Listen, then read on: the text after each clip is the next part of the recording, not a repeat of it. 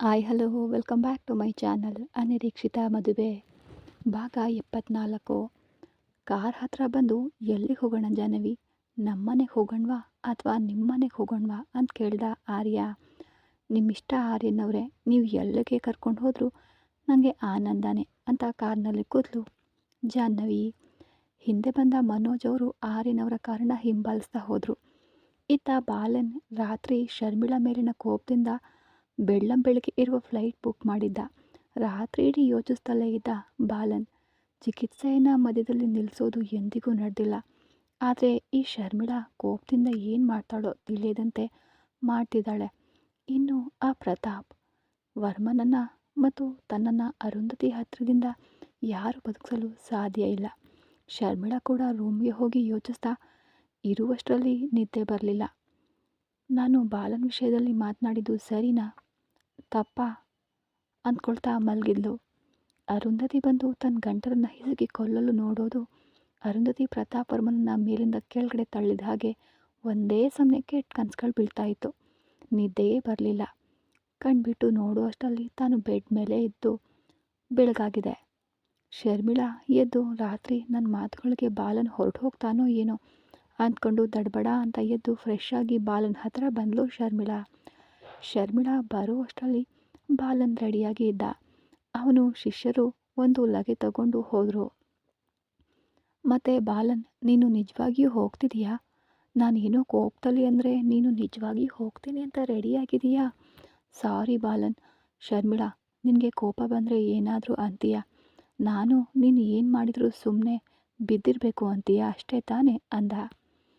ಬಾಲನ್, ಏನೋ ಕೋಪದಲ್ಲಿ ಅಂದೆ ಅಂತ ಹೇಳ್ತಿದ್ದೀನಿ ಅಲ್ವಾ.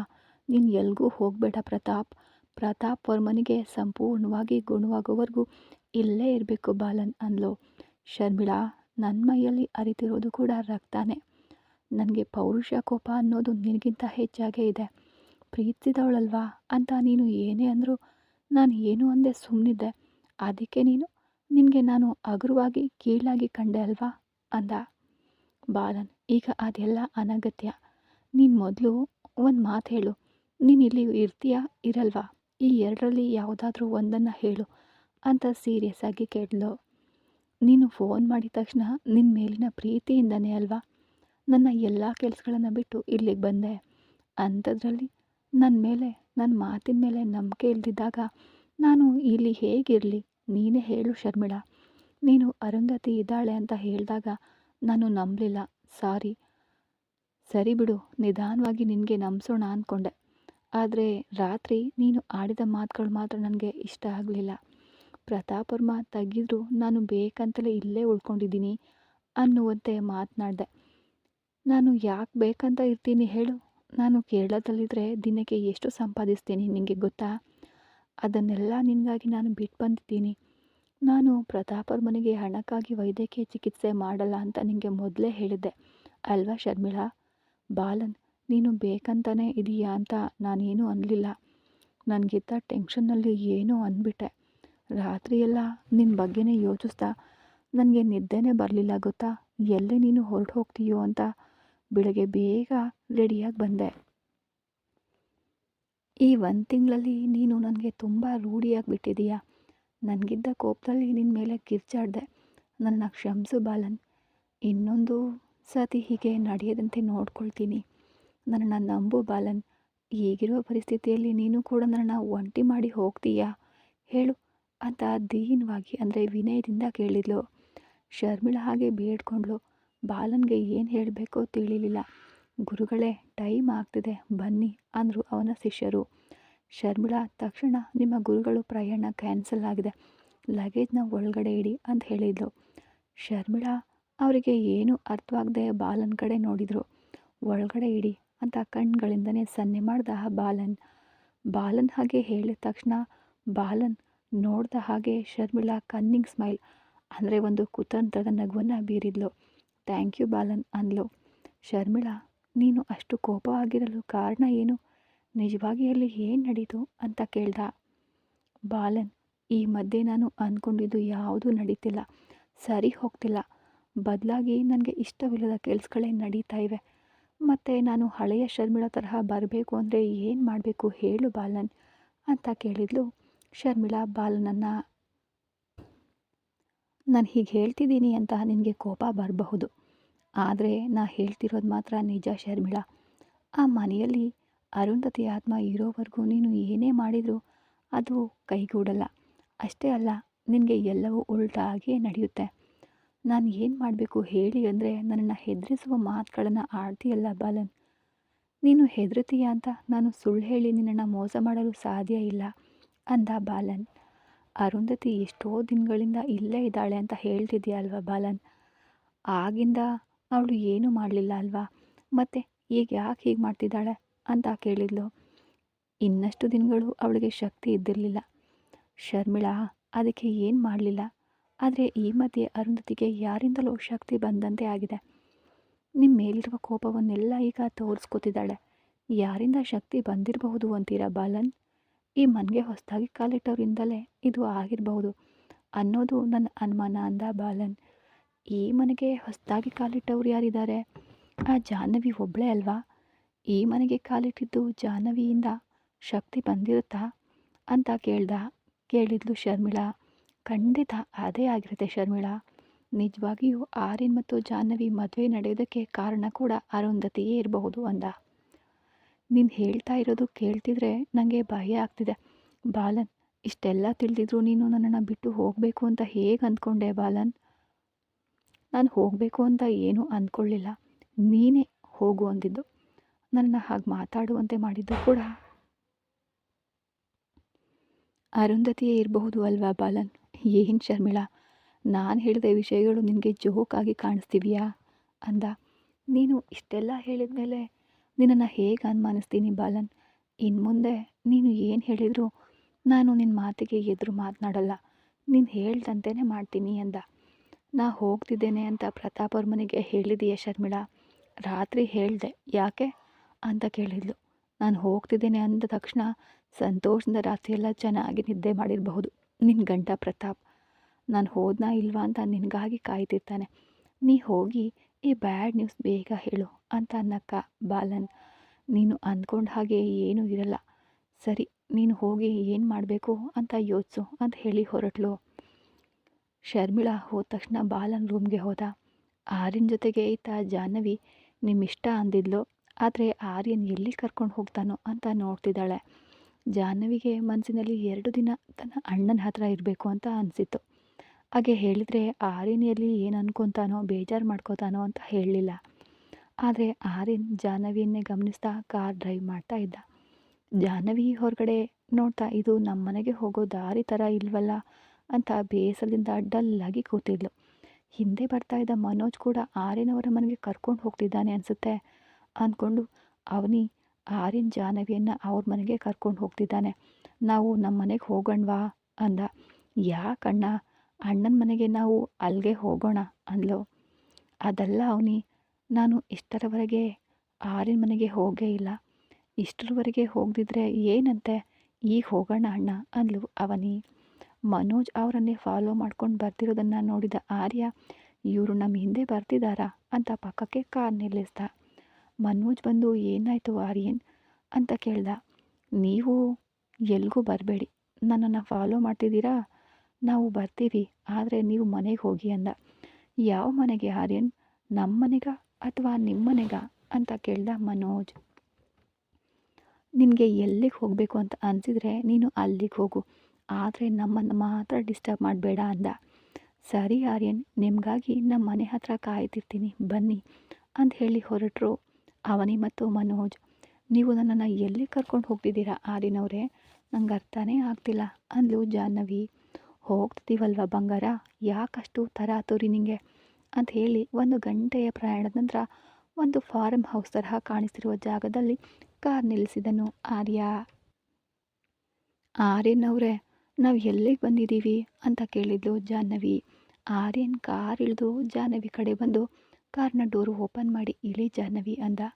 ಜಾಹ್ನವಿ ಕಾರ್ ಇಳಿದು ಸುತ್ತಲೂ ನೋಡ್ತಾ ಇದ್ರೆ ತೋಟದ ಮಧ್ಯದಲ್ಲಿರೋ ಒಂದು ಮನೆ ಹತ್ರ ನೋಡಿ, ಆರ್ಯನ್ ಅವರೇ, ನಾವು ಎಲ್ಲಿದ್ದೀವಿ, ಯಾರ್ದು ಈ ಮನೆ ಅಂತ ಕೇಳಿದ್ಲು. ಹೇಗಿದೆ ಜಾಹ್ನವಿ ಅಂತ ಕೇಳ್ದ ಆರ್ಯನ್.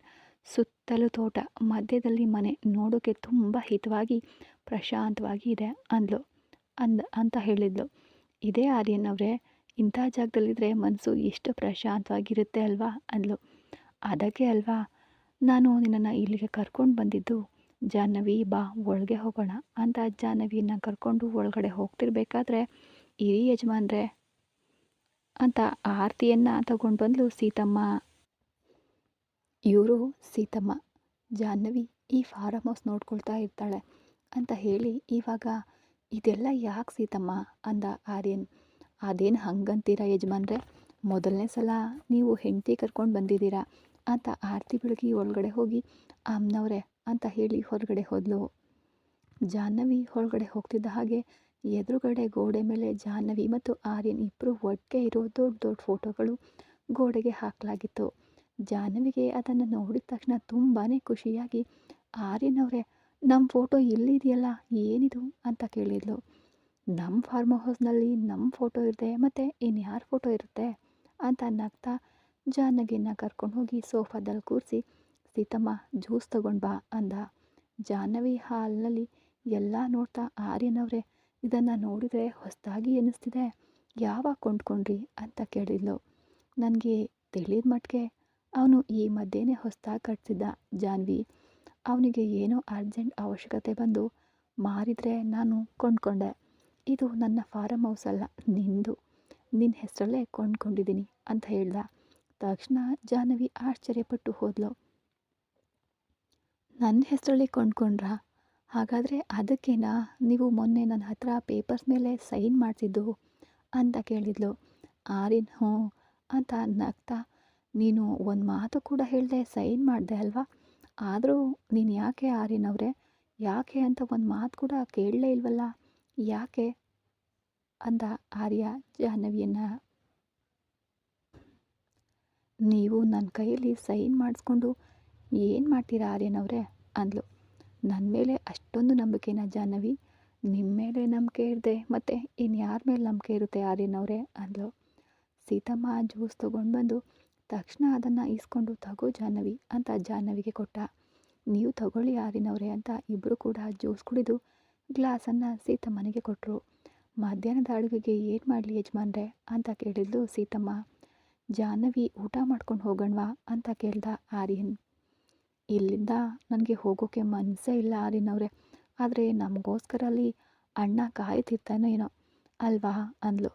ನಿನಗೆ ಇಲ್ಲಿ ಇಷ್ಟ ಆಯಿತು ಅಲ್ವಾ ಜಾಹ್ನವಿ, ಬಾಕಿ ವಿಷಯಗಳನ್ನೆಲ್ಲ ನಾನು ನೋಡ್ಕೊಳ್ತೀನಿ ಬಿಡು, ಸದ್ಯಕ್ಕೆ ನಮ್ಮ ರೂಮ್ಗೆ ಹೋಗಿ ನೀನು ರೆಸ್ಟ್ ತಗೋಬಾ ಅಂತ ಜಾಹ್ನವಿನ ಮೇಲಕ್ಕೆ ಕರ್ಕೊಂಡು ಹೋದ.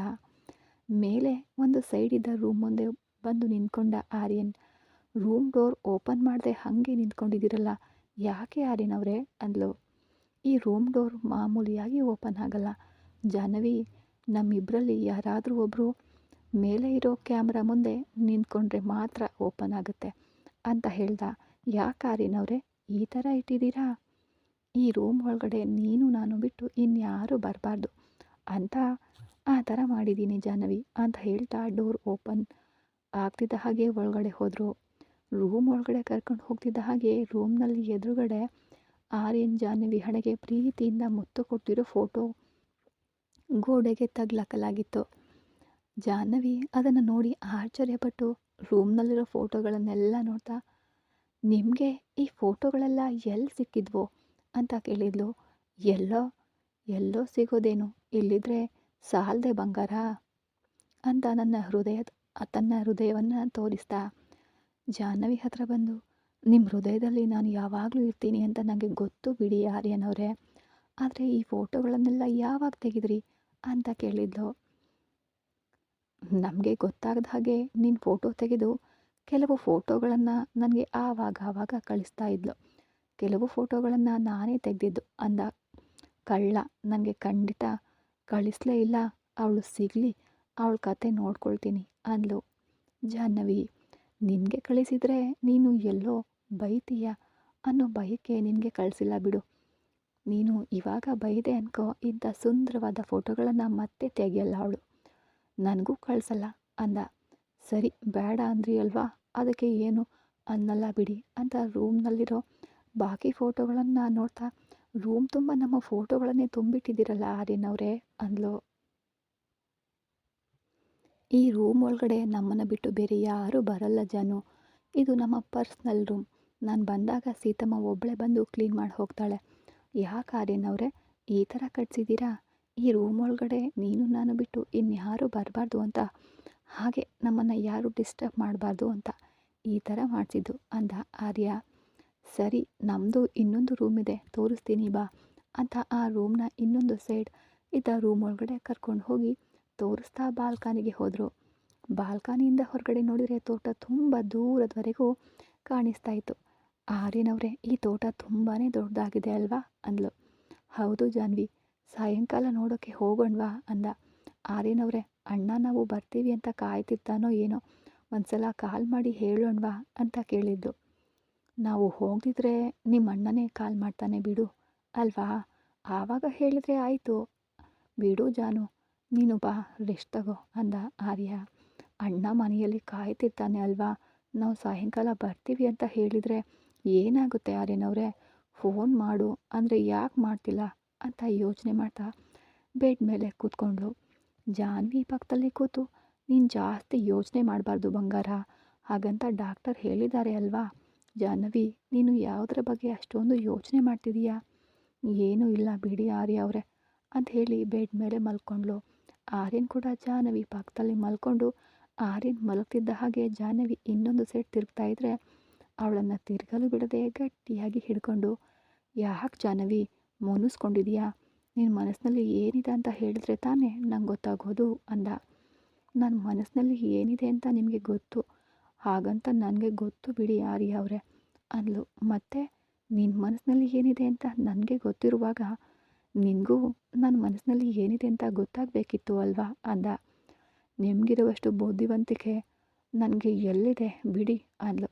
ನನಗಿರುವುದು ಬುದ್ಧಿವಂತಿಕೆ ಅಲ್ಲ ಬಂಗಾರ, ನಿನ್ನ ಮೇಲೆ ಹೇಳಲಾರದಷ್ಟು ಪ್ರೀತಿ. ಜಾನ್ವಿ ಮೇಲೆದ್ದು ಕೂತು, ಹಾಗಾದರೆ ನನಗೆ ನಿಮ್ಮ ಮೇಲೆ ಪ್ರೀತಿ ಇಲ್ಲ ಅಂತೀರಾ ಅಂದ್ಲು. ನಿನ್ನ ಮೇಲೆ ನನಗಿರುವಷ್ಟು ಪ್ರೀತಿ ನಿನಗಿಲ್ವೇನೋ ಅಂತ ಅನುಮಾನ ಅಂತ ಜಾಹ್ನವಿ ನೋಡ್ದ ಹಾಗೆ ನಕ್ಕ. ನನಗೆ ನಿಮ್ಮ ಮೇಲೆ ಪ್ರೀತಿ ಇಲ್ಲ ಅಂತೀರಾ? ನಿಜ, ನಿಮಗಿಂತ ನನಗೆ ನಿಮ್ಮ ಮೇಲೆ ಪ್ರೀತಿ ಜಾಸ್ತಿನೇ ಇದೆ. ಅದು ನಿಮಗೆ ಅರ್ಥ ಆಗ್ತಿಲ್ಲ ಆರ್ಯ ಅವರೇ.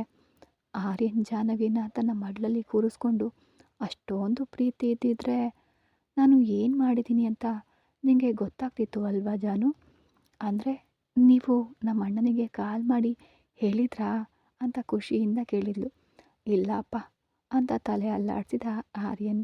ಈ ಕತೆ ಮುಂದುವರಿಯೋದು ಮುಂದಿನ ಎಪಿಸೋಡಲ್ಲಿ ಏನಾಗುತ್ತೆ ಅಂತ ಕಾದು ನೋಡಿ. ಮತ್ತೆ ಸಿಗೋಣ ಮುಂದಿನ ಎಪಿಸೋಡಲ್ಲಿ. ಧನ್ಯವಾದಗಳು.